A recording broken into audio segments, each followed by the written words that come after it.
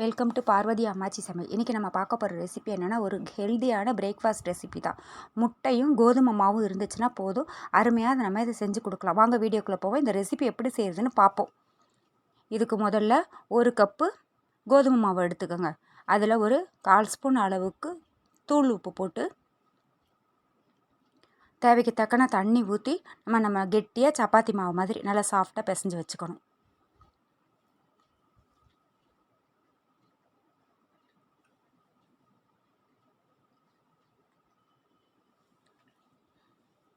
கொஞ்சம் கொஞ்சமாக தண்ணி தெளித்து கெட்டியாக சாஃப்டாக பிசைஞ்சுக்கோங்க.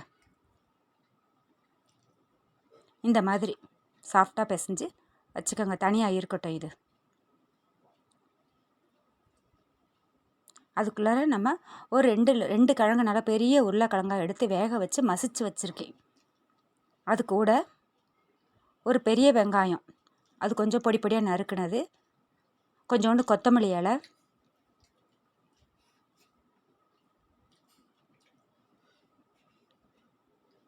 இதில் கரம் மசாலா தூள், சில்லி பவுடர் 3/4 ஸ்பூன் போட்டுக்கோங்க.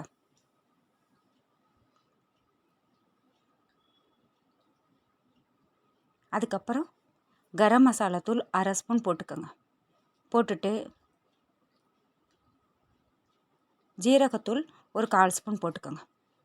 போட்டுட்டு நல்லா எல்லாம் கொஞ்சோண்டு உப்பு போட்டு, தேவைக்கு தக்கன உப்பு போட்டுக்கோங்க. உப்பு போட்டுட்டு நல்லா பிசைஞ்சிக்கணும். ஏன்னா மாவுலேயும் உப்பு போட்டிருக்கோம், இதுலேயும் பார்த்து போட்டுக்கோங்க. நல்லா பிசைஞ்சிக்கோங்க.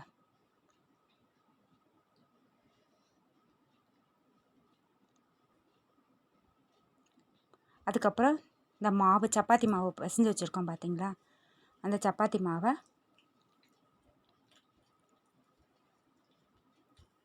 2ஆக டிவைட் பண்ணிக்கோங்க. 2ஆக டிவைட் பண்ணி நம்ம நார்மலாக சப்பாத்தி திரட்டுவோம் பார்த்தீங்களா, அதே போல் கொஞ்சம் திக்காக திரட்டிக்கோங்க. ரொம்ப தின்னாக வேண்டாம், கொஞ்சம் ஓரளவுக்கு திக்காக நல்லா பெருசாக திரட்டிக்கோங்க.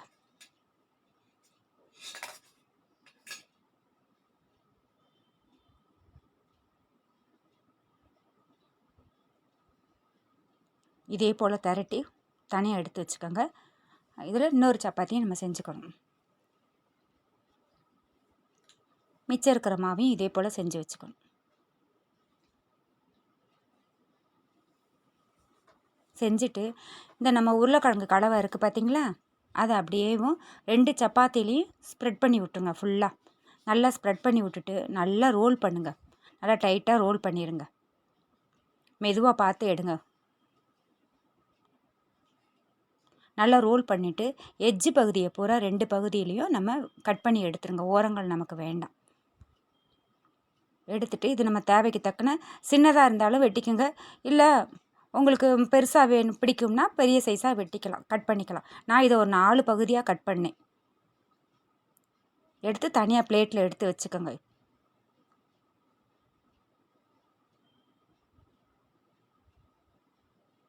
இதே போல் அந்த மாவையும் இதே போல் ரோல் பண்ணி வெட்டி எடுத்து கட் பண்ணி வச்சுக்கோங்க. கட் பண்ணி எடுத்துடுச்சு. இதை ஆவியில் வேக வச்சு எடுக்கணும். இட்லி பாத்திரத்தில் வச்சு ஆவியில் வேக வச்சு ஒரு 10 நிமிஷம் விட்டிங்கன்னா நல்லா வெந்துடும். நல்லா வெந்துருச்சு பாருங்கள். 10 நிமிஷம் தான் ஆகும், சீக்கிரம் வெந்துடும் உங்களுக்கு. நம்ம மோமோஸ்லாம் செய்வோம் பார்த்தீங்களா, அந்த மாதிரி. அதுக்கப்புறம் ஒரு பாத்திரத்தில் 2 முட்டை, கொஞ்சோண்டு உப்பு, கொஞ்சோண்டு மிளகாத்தூள், ஏன்னா அதுலேயே மிளகாத்தூள் போட்டிருக்கோம், சும்மா ஒரு டேஸ்ட்டுக்காக, மேல் கோட்டிங்ஸு கொஞ்சம் காரமாக இருக்கிறதுக்காக தான். போட்டுட்டு கொஞ்சம் மஞ்சப்பொடி,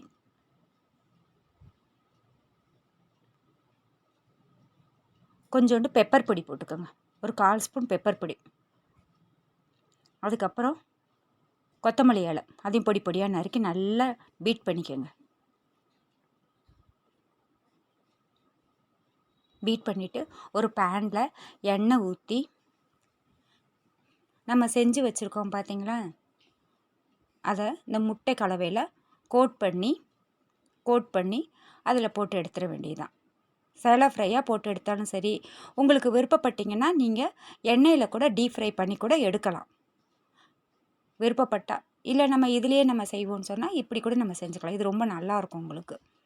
நல்லா ஒரு பக்கம் சிம்மில் வச்சுக்கோங்க, மீடியம் ஃப்ளேமில் வச்சுக்கோங்க. ஏன்னா முட்டை சீக்கிரம் வெந்துடும். அதுக்கப்புறம் திருப்பி திருப்பி விட்டுக்கோங்க. திருப்பி திருப்பி விட்டுட்டு நல்லா வெந்து கொடுத்த உடனே சைடில் எல்லாமே வேக விட்டுருங்க.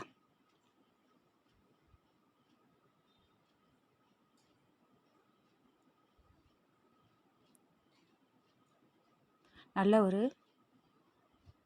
அருமையான ஸ்நாக்ஸ் உங்களுக்கு பிரேக்ஃபாஸ்ட்டாகவும் கொடுக்கலாம். இது ஒன்று கொடுத்தாலே போதும், பிள்ளைங்களுக்கு வயிறு ஃபில்லிங்காக இருக்கும். உங்களுக்கு பெரியவங்களுக்கும் ஏற்றதாக இருக்கும். ரொம்ப நல்லாயிருக்கும். கண்டிப்பாக உங்கள் குழந்தைங்களுக்கும் பெரியவங்களுக்கும் செஞ்சு கொடுங்க. குழந்தைங்களுக்கு நீங்கள் வேணும்னா நீங்கள் எண்ணெயில் போட்டு பொரிச்சு எடுக்கலாம். நான் பெரியவங்க சாப்பிட்றதுனால சேலோ ஃப்ரை பண்ணி உங்களுக்கு காமிச்சிருக்கேன். இது ரொம்ப நல்லா இருக்கும். டேஸ்ட்டு சூப்பராக இருக்கும். தக்காளி சாஸோடு வச்சு சாப்பிட்றதுக்கு ரொம்ப நல்லா இருக்கும் உங்களுக்கு. இல்லை வெறும்னே கூட நம்ம சாப்பிடலாம், உள்ள ஃபில்லிங் இருக்கிறதுனால. இதே போல் எல்லாத்தையும் நம்ம செஞ்சு வச்சுக்க வேண்டியதுதான். அருமையான பிரேக்ஃபாஸ்ட் ரெசிபி தயாராகிடுச்சு. நீங்கள் கண்டிப்பாக உங்கள் பிள்ளைகளுக்கும் செஞ்சு கொடுங்க, பெரியவங்களும் செஞ்சு சாப்பிடுங்க.